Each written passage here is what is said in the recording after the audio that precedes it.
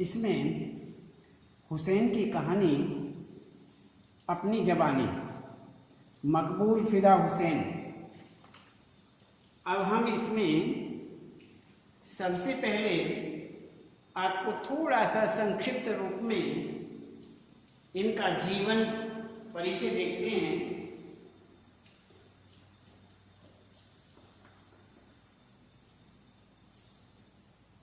मकबूल फ़िदा हुसैन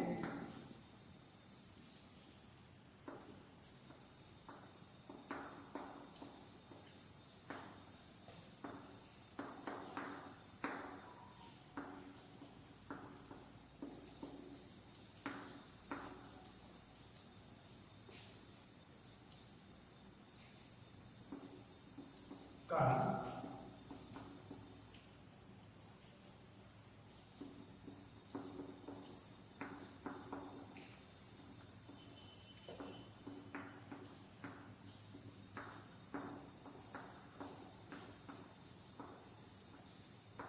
संक्षिप्त जीवन परिचय।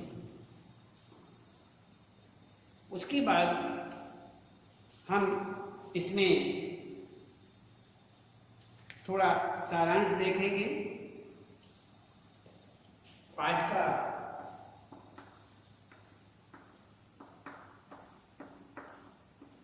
का सार,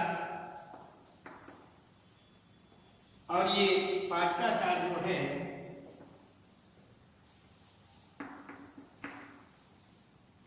बड़ौदा का बोर्डिंग स्कूल,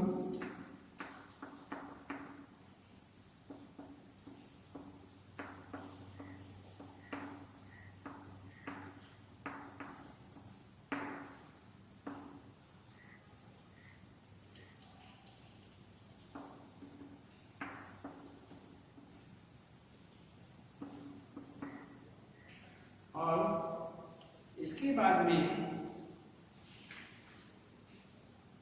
रानीपुर बाजार,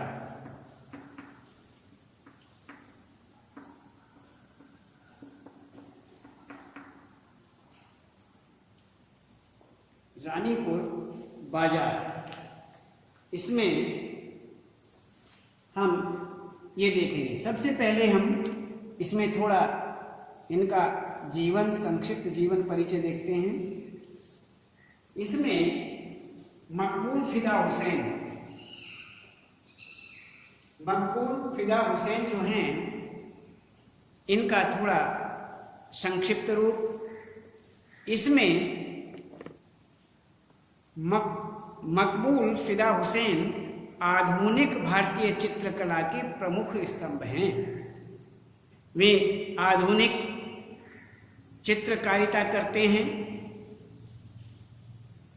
इनका जन्म शोलापुर, महाराष्ट्र में जो शोलापुर पड़ता है उसमें, शोलापुर महाराष्ट्र में सन 1915 ईस्वी में हुआ था।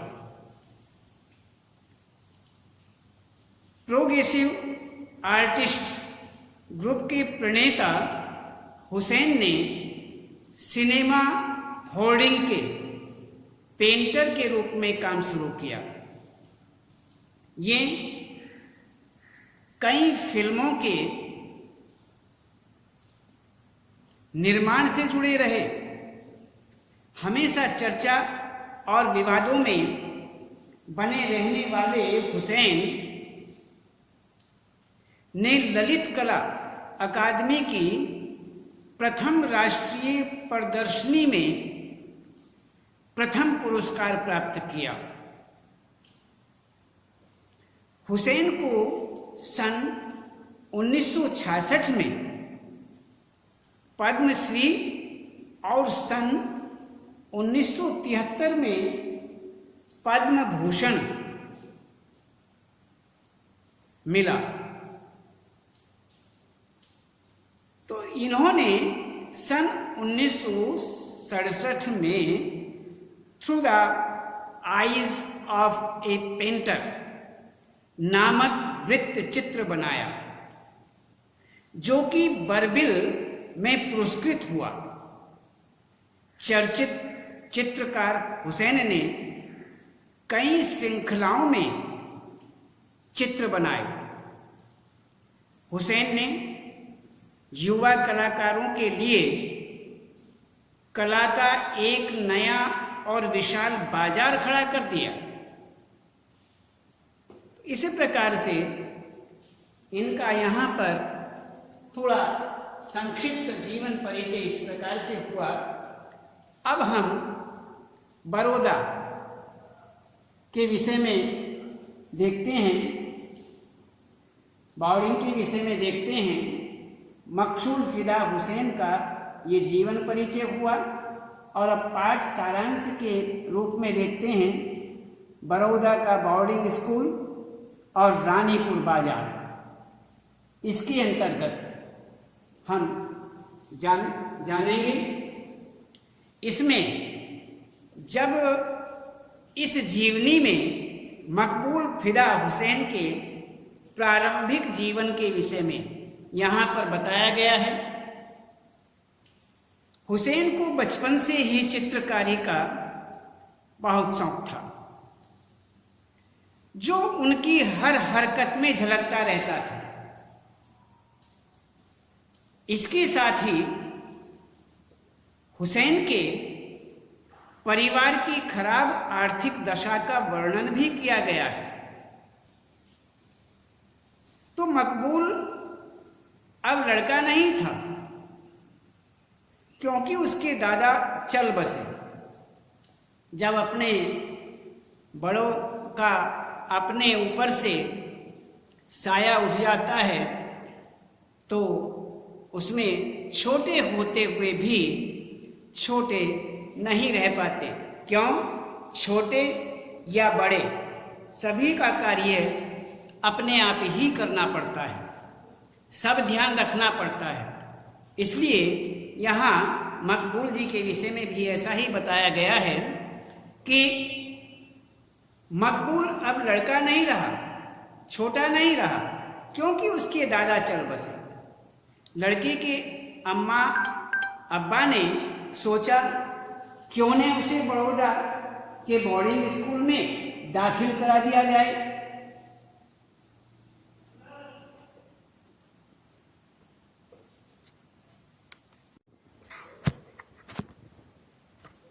इसमें हम आपको बता रहे हैं कि विस्कोहर, ये नहीं, हुसैन की कहानी अपनी जवानी, हुसैन की कहानी अपनी जवानी में पाठ के सारांश के विषय में बड़ौदा का बोर्डिंग स्कूल, इसके अंतर्गत हम आपको बताते हैं कि बड़ौदा का, इसमें बताते हैं कि मकबूल अब लड़का नहीं था, क्योंकि उसके दादा चल बसे थे। इसलिए यहाँ पर लड़के के अब्बा ने सोचा क्यों न उसे बड़ौदा बोर्डिंग स्कूल में दाखिल करा दिया जाए, वरना दिन भर अपने दादा के कमरे में बंद गुमसुम सा रहेगा। इस प्रकार से उन्होंने यह सोचा कि अब ये दादा चल बसे हैं और लड़के के अब्बा ने सोचा कि क्यों न उसे बड़ौदा के बोर्डिंग स्कूल में दाखिल करा दिया जाए, वरना क्या करेगा, दिन भर अपने दादा के कमरे में बंद गुमसुम सा पड़ा रहेगा। अब्बा ने फौरन मकबूल को चाचा के हवाले किया और हुक्म दिया, इसे बड़ौदा छोड़ आओ।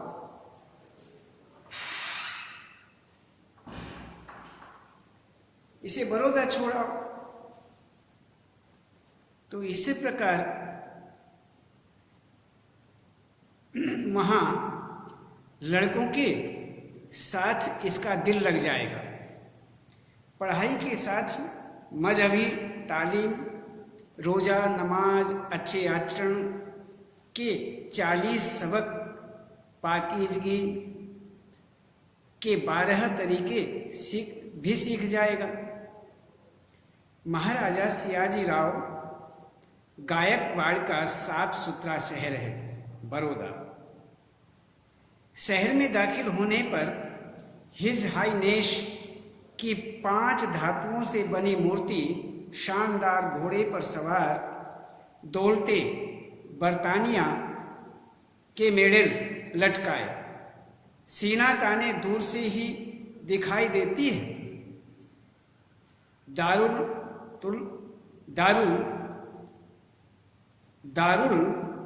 तुलबा छात्रावास को कहते हैं। मदरसा हुसामिया सिंघबाई माता रोड गैडी गेट।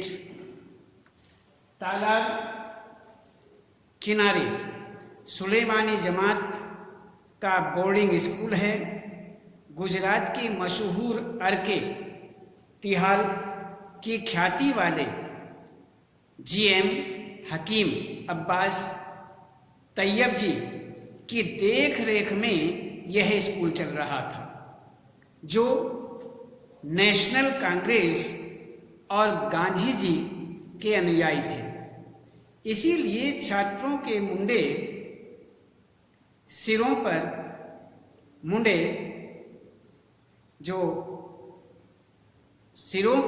मुंडे हुए सिर थे, बाल नहीं, मुंडे हुए सिरों पर गांधी टोपी और बदन पर खादी का कुर्ता पायजामा हुआ करता था। मकबूल को इसी बोर्डिंग के अहाते में छोड़ा जाता है। यहाँ उसकी दोस्ती 6 लड़कों से होती है, जो एक दूसरे के करीब हो जाते हैं। 2 साल की नज़दीकी तमाम उम्र कभी दिल की दूरी में बदल नहीं पाई। इन 5 दोस्तों में मोहम्मद इब्राहिम गोहर अली डभोई का अत्तार छोटे कद और ठहरी हुई नजरों वाला था। अंबर और मुस्क के अत्तार में डूबे गुणों का भंडार था।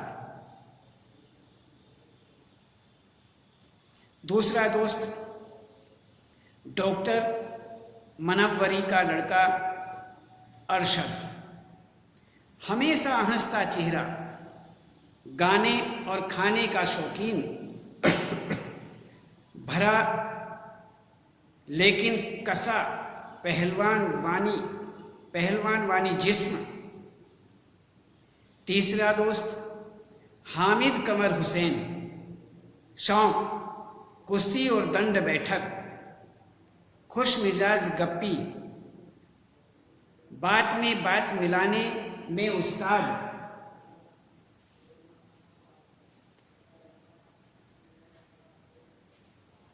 यहाँ पर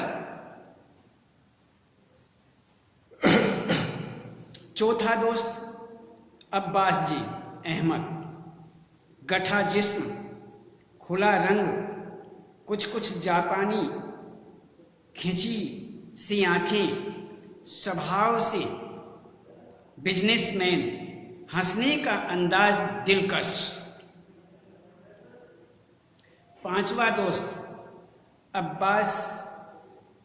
अब्बास अली फिदा, बहुत नरम लहजा, चेहरे पर ऊंचा माथा, वक्त का पाबंद, खामोश तबीयत, हाथों से किताब शायद ही कभी छूटी हो। इस प्रकार से ये 5 दोस्त थे। अब मदरसे का सालाना जलसा, मुगलवाड़े के मशहूर फोटोग्राफर लुकमानी ट्राइपॉड पर रखे कैमरे पर काला कपड़ा ढके जैसे उसके अंदर घुसे जा रहे हों। सिर्फ खास मेहमानों और उत्पादों का ग्रुप फोटोग्राफ खींचा जा रहा है और किसी का नहीं। दूर लड़कों की भीड़ में खड़ा मकबूल मौके की तलाश में है। जैसे ही लुकमानी ने फोकस जमाया और कहा रेडी, मकबूल दौड़कर ग्रुप के कोने में खड़ा हो गया। मकबूल ने खेल कूद में हिस्सा लिया, हाई जंप में पहला इनाम, दौड़ में फिसड्डी। जब ड्राइंग मास्टर मोहम्मद अतहर ने ब्लैक बोर्ड पर सफ़ेद चाक से एक बहुत बढ़िया चिड़िया बनाई और लड़कों से स्लेट पर बनाने को कहा तो मकबूल की स्लेट पर हूबहू बड़ी चिड़िया ब्लैक बोर्ड से उड़कर आ बैठी। ऐसा हूबहू मुझे लग रहा था कि ऐसा, तो इसमें इस प्रकार से ये हुआ। तो ये यहाँ पर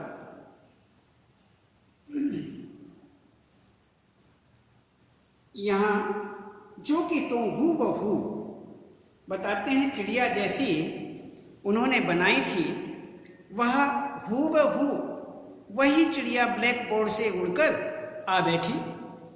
2 अक्टूबर स्कूल गांधी जो कि सालगिरह मना रहा है, क्लास शुरू होने से पहले मकबूल गांधी जी का पोर्ट्रेट ब्लैक बोर्ड पर बना चुका है। अब्बास तैयब जी देखकर बहुत खुश हुए।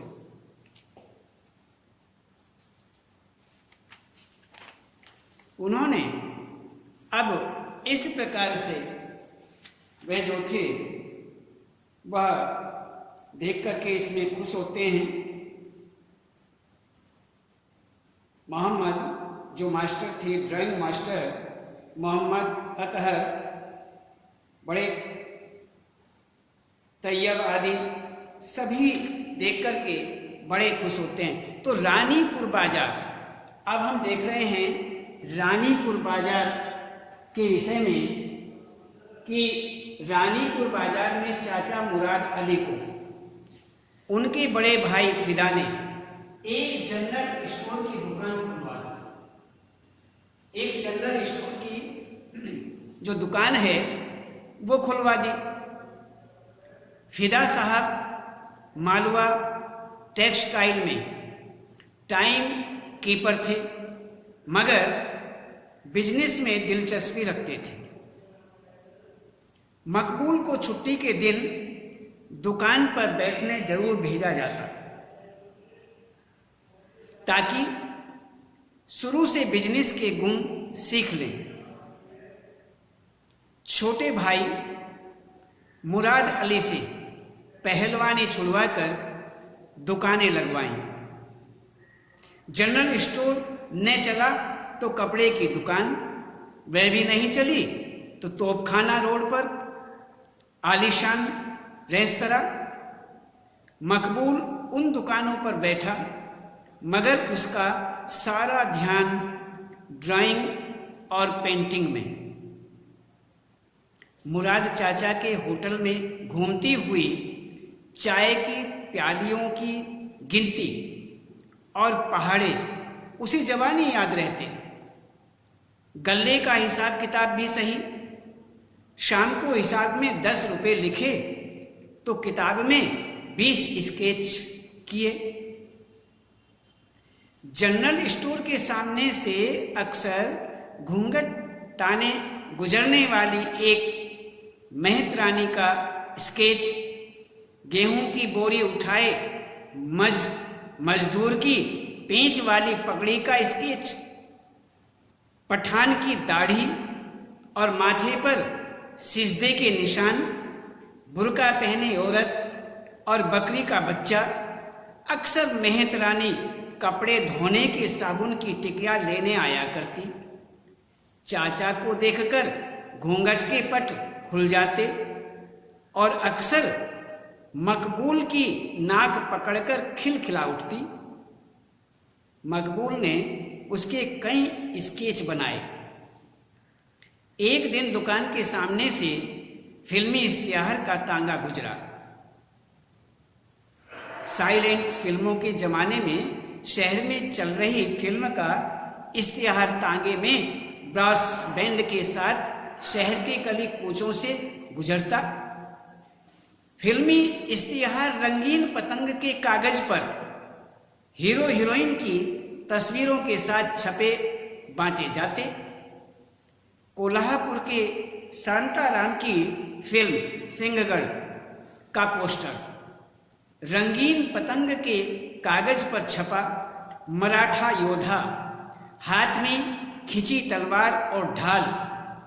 मकबूल का जी चाहा कि उसकी ऑयल पेंटिंग बनाई जाए, मगर इस पोस्टर ने मकबूल को इस कदर भड़काया कि वह गया सीधा अली हुसैन रंग वाले की दुकान पर और अपनी स्कूल की 2 किताबें शायद भूगोल और इतिहास बेचकर ऑयल कलर की ट्यूबें खरीद डाली और पहली ऑयल पेंटिंग चाचा की दुकान पर बैठकर बनाई। चाचा ने बड़े भाई तक शिकायत पहुंचाई। अब्बा ने पेंटिंग देखी, अब्बा ने भी पेंटिंग देखी। तो इसी प्रकार यहाँ पर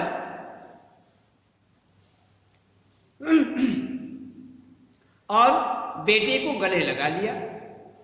एक और घटना, जब मकबूल इंदौर सर्राफा बाजार के करीब तांबे पीपल की दुकानों की गली में लैंडस्केप बना रहा था, वहाँ बेंद्रे साहब भी ऑन स्पॉट पेंटिंग करते मिले। मकबूल को बेंद्रे साहब की टेक्निक बहुत पसंद आई। टिंटेक पेपर पर गो वॉश वाटर कलर। इस इत्तफाकी मुलाकात के बाद मकबूल अक्सर बेंद्रे के साथ लैंडस्केप पेंट करने जाया करता। सन 1933 में बेंद्रे ने कैनवस पर एक बड़ी पेंटिंग घर में पेंट करना शुरू की। बैगबॉन था इस पेंटिंग का नाम। अपने छोटे भाई को एक नौजवान पठान के कपड़े पहनाकर मॉडल बनाया।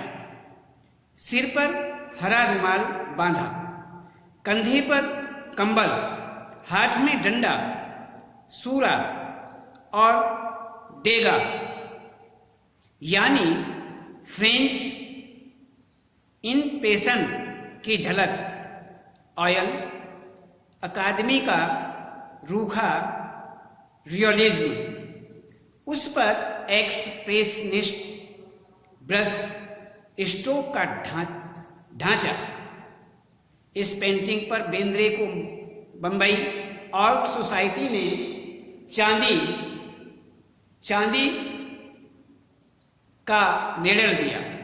हिंदुस्तानी मॉडर्न आर्ट का यह शायद पहला क्रांतिकारी कदम था। हालांकि इस कदम में जोशो अज़्म की सुर्खी कम और जवानी तथा जवानी का गुलाबीपन ज़्यादा था। राजा रवि वर्मा के पश्चिमी सेकेंड हैंड रियलिज्म के बाद एक हल्की सी हलचल गगनेंद्र नाथ टैगोर के क्यूबिस्टिक तजुर्बे से शुरू हुई। मकबूल ने बेंद्रे को एक दिन अपने अब्बा से मिलाया। बेंद्रे ने मकबूल के काम पर बात की। दूसरे दिन अब्बा ने बंबई से विंसर न्यूटन, ऑयल ट्यूब और कैनवस मंगवाने का ऑर्डर भेज दिया। उस जमाने के इंदौर जैसे कपड़ा मिल माहौल में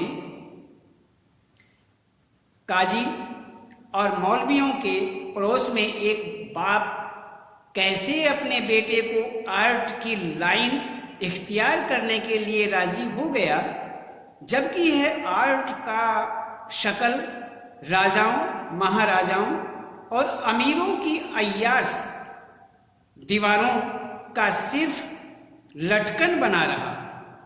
महलों से उतरकर कारखानों की दीवारों तक पहुंचने के लिए कला को आधी सदी की जरूरत थी। मकबूल के अब्बा की रोशन ख्याली न जाने कैसे 50 साल की दूरी नजरअंदाज कर गई। इस प्रकार से यहाँ पर हमने जाना कि बड़ौदा का बोर्डिंग स्कूल और रानीपुर बाजार। तो